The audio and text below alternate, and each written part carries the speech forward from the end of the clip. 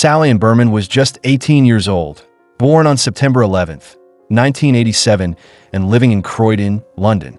She had recently taken that big step of moving out of her family home in her own flat. But despite the move, her bond with her family remained unshakable, especially with her three sisters. Her mother would later say that Sally never went long without seeing at least one of them. They were incredibly close. Sally wasn't just a bright young woman. She was overflowing with talent.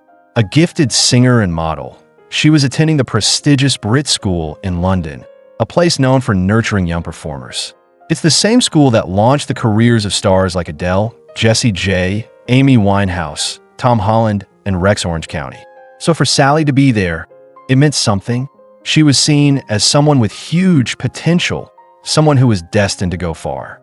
At the time, she was juggling part-time work as both a model and a hairdresser. But her biggest dream, the one she carried in her heart, was to one day grace the cover of Vogue magazine. In January 2005, Sally took a major step toward that dream. She signed with a modeling agency called Pulse, and things began to move quickly after that. Her face was soon on Swatch watch campaigns, and her name was becoming known in the industry. She was doing incredibly well. Then came Saturday, September 24th, 2005. It was a laid-back kind of day. Sally was just relaxing at home when she got a call in the afternoon from her sister. One of their friends was celebrating a birthday, and they were all going out that night. Did she want to join? Of course she did. That night, Sally, her older sister Nicole, and a group of friends headed to their favorite bar in Croydon, Lights Bar. It was a cozy, familiar place, and they spent the night laughing, dancing, and drinking together until around 1 a.m. the next morning. Around 1 a.m., Sally and her older sister Nicole hopped into a taxi and headed back to Nicole's house, where they were planning to spend the night. While in the cab, Sally stayed on the phone with her ex-boyfriend, Louis Frosting. Sally and Louis had been together for quite a while, and though they'd only broken up a few weeks before, the emotional wound was still very fresh. They were still talking now and then, still sorting through the mess of feelings that linger after a breakup. Once they got to Nicole's house, Sally told Louis something strange over the phone. She said she wasn't actually at Nicole's anymore. She was in Croydon Town Center, and that her sister had been arrested for fighting. She told him she had no way of getting home and asked if he could come pick her up. Louis agreed. So Sally got into another taxi and headed back into Croydon Town Center, where she waited for Louis to arrive. He picked her up at around 2:20 in the morning. The plan was simple. He would drive her home. But things weren't easy between them. The whole drive, they argued.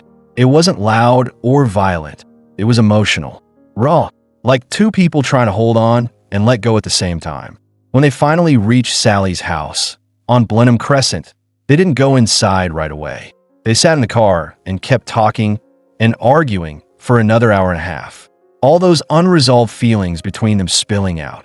At around 4 a.m., Sally finally stepped out of the car and Louis drove off into the night. Just 2.5 hours later, around 6:30 a.m., one of Sally's neighbors woke up and stepped outside. As they walked past a skip just a few meters from Sally's front door, they noticed something strange, what looked like a pair of mannequin legs sticking out from behind it. Curious, the neighbor went closer, and what they found would haunt them forever. It wasn't a mannequin. It was Sally. Sally Ann Berman had been murdered, just steps from the safety of her own home. Her body was half naked, covered in blood. It was immediately clear this wasn't an accident. This was a brutal killing. The police were called straight away. The homicide team was brought in within hours. Linda Borman, Sally's mother, was understandably worried when she hadn't heard from her daughter. But at first, she didn't panic.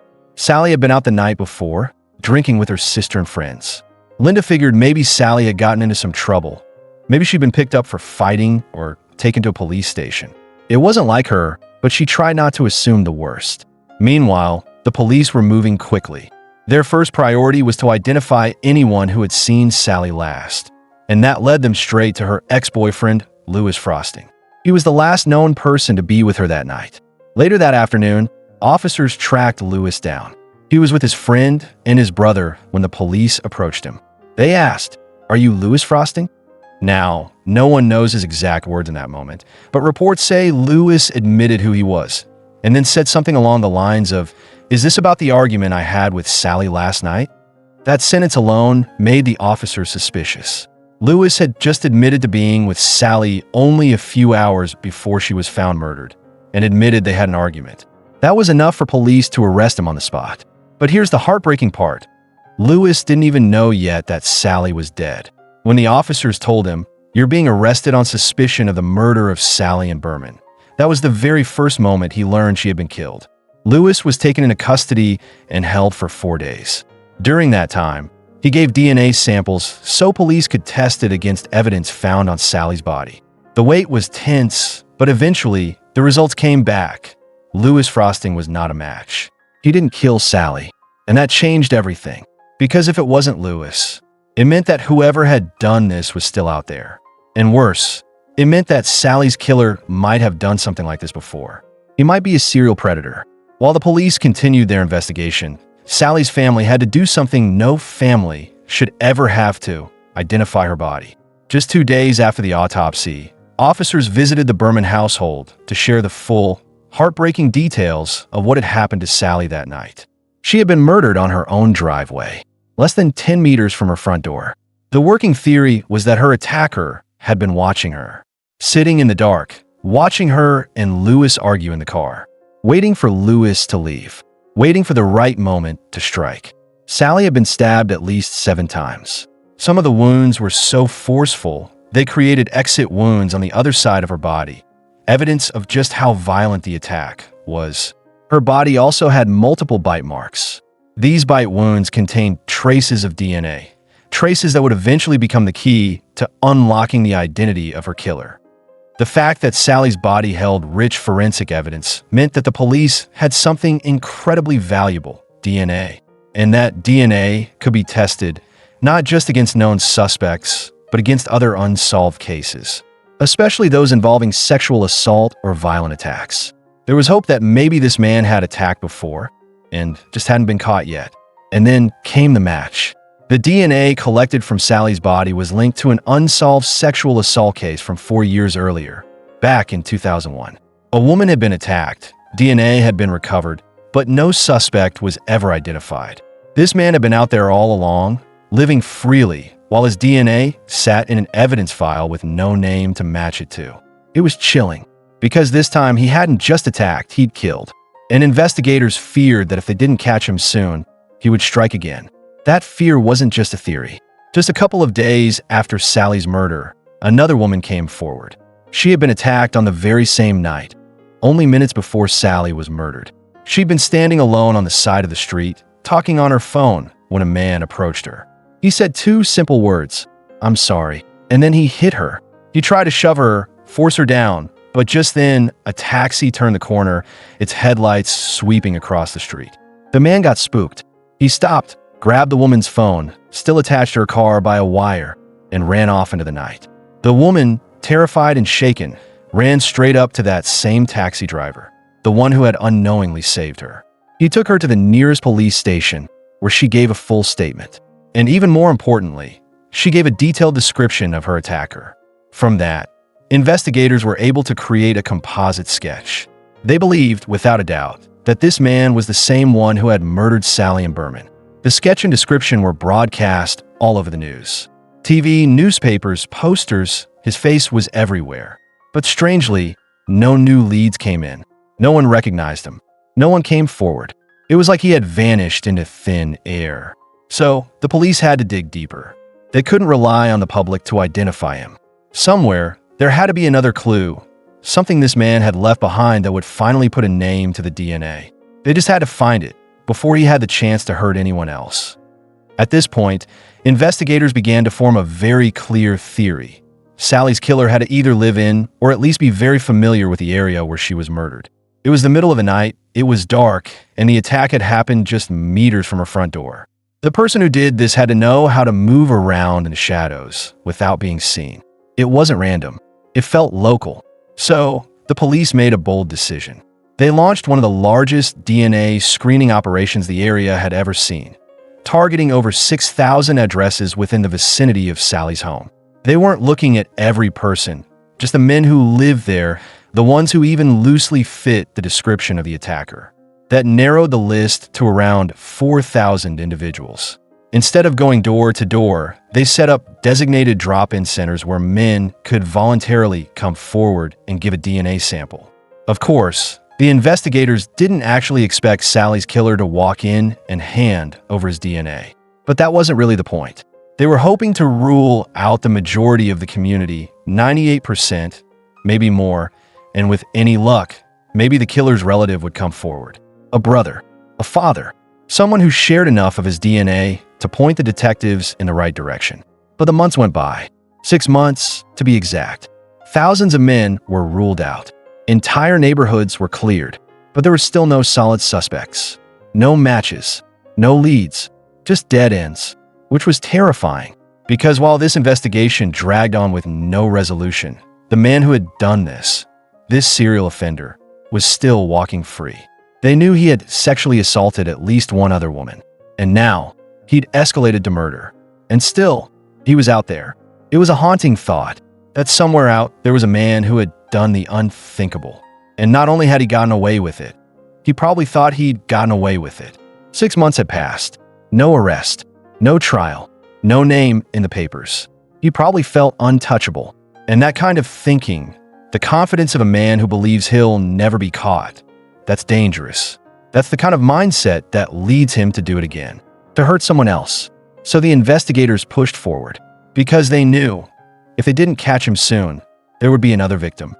In March of 2006, 6 long months after Sally's murder, detectives decided to take a chance. They released a composite sketch. Now, this wasn't the same sketch they had already put out, the one based on the man who attacked the woman just minutes before Sally was killed. This was a different one, older. It was the sketch of the man who had committed that sexual assault in the phone box 4 years earlier. The DNA had confirmed it. This man from 2001 and the man who had murdered Sally in Berman in 2005 are the same person. That part wasn't in question. But releasing an old sketch, that came with risks. After all, the sketch was nearly 5 years old at that point. A face can change a lot in 5 years. Haircuts, weight, facial hair, it all shifts. They knew he probably didn't look exactly the same anymore. But maybe, just maybe, someone out there would still recognize him. Someone from his past. A neighbor. A coworker. A friend who'd started to feel like something wasn't quite right.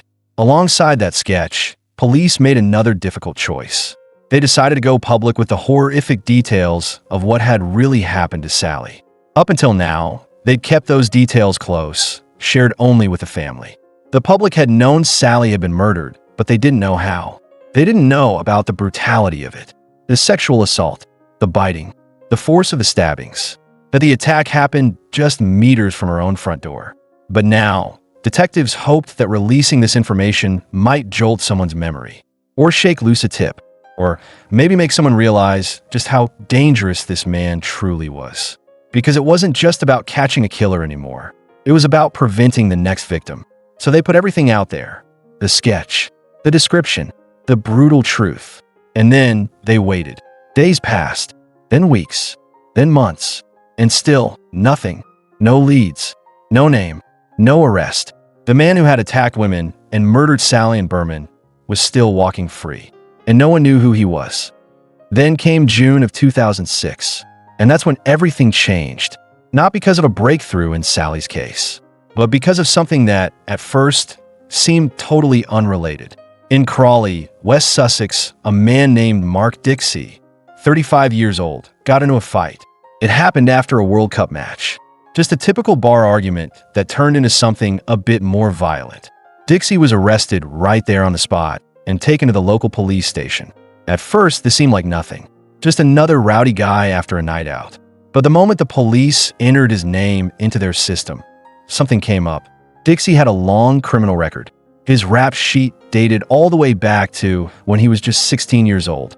It included robbery, burglary, assaulting a police officer, indecent assault, indecent exposure, and several other violent offenses. He'd even lived in Australia for 6 years, but had been deported back to the UK because of another indecent exposure case. And so, officers followed standard protocol. They sat him down, asked a few basic questions about the pub fight. Just routine, nothing heavy, but something strange happened. The officer interviewing him later said that Mark Dixie seemed emotional, tearful, and that struck them as odd. Because for someone with his background, someone who had clearly been in trouble with the law many times before, crying over a pub fight, that didn't add up. He wasn't facing anything serious. He was likely going to be out within the hour. He knew the system. He knew how this worked. And yet, he looked terrified. Still, officers did what they always do. They took his fingerprints. They took a DNA sample. And then, just like expected, they let him go. But 12 days later, that DNA came back. And everything changed. The sample flagged as a match to the DNA found on Sally and Bowman's body. Mark Dixie was her killer. Looking back, it made sense why he cried in that interview. He knew. The moment they took that sample, he knew it was over. He knew they were going to find out what he had done. He knew he was going to prison for a very long time. But here's the twist. By the time the police connected the DNA, Mark Dixie was already gone. He had fled the country. He was in Amsterdam. Mark Dixie stayed in Amsterdam for a little over 3 months. And in all that time, no one found him. He wasn't hiding in the shadows. He wasn't on the run in the dramatic way we might imagine. He was just living, quietly, confidently, like nothing ever happened. And then, just like that, he came back. Not because police found him, not because anyone tracked him down, but because he got into an argument with his landlord.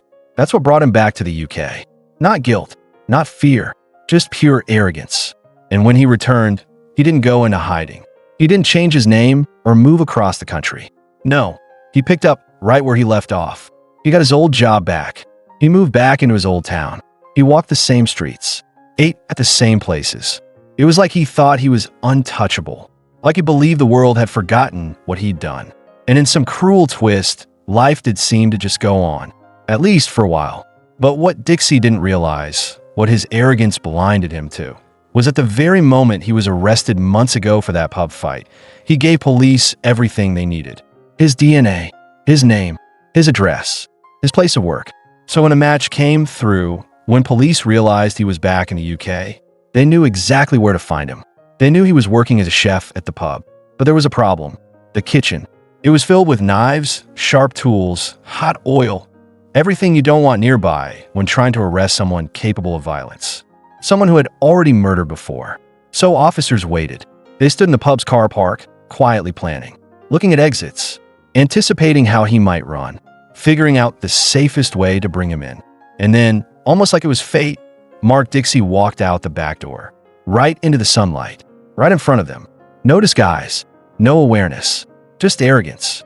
He stepped out, and in that split second, the officers knew it was time. He was away from the kitchen. It was safe. So they walked straight over, and they arrested him right then and there for the murder of Sally and Bowman. Just hours after Mark Dixie was arrested, police were already on their way to Sally and Bowman's family. They had the news. After months of waiting, after what must have felt like a lifetime of silence and fear, they finally had a name, a face, and they wanted the family to know first. When the officers arrived at the Bowman's home, they weren't just carrying answers, they were carrying a photo of the man who had taken Sally from them. Linda Bowman, Sally's mother, found herself face to face with something no parent should ever have to confront. The face of her daughter's killer. It took her a long time to look. And how could it not? It's one thing to be told that your child's murderer has been caught. It's another to see his face, to stare at the eyes of someone who committed something so horrific and to try and make sense of it. This man, Mark Dixie, had a long history of crime. Robbery, assault, indecent exposure. But somehow, none of those incidents had ever required him to give a DNA sample. The law at the time simply didn't demand it for the offenses he'd committed. And so, for years, he moved through the world freely, untouched, unknown. Had that law been different, had he been required to give DNA just once during one of his previous arrests, police believe he would have been caught within 24 hours of Sally's murder. Instead, it took 6 months.